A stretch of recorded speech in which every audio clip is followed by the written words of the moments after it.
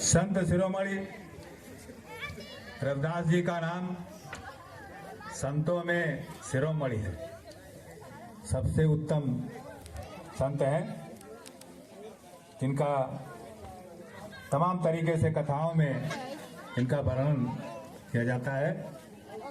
इनके महान भक्ति का वर्णन किया जाता है। समाज में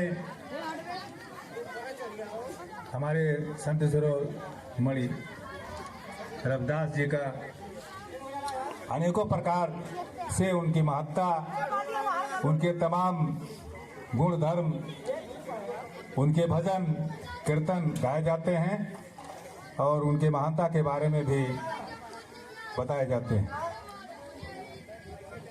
बताया जाता है कि श्री रविदास जी का जन्म काशी जी में हुआ था।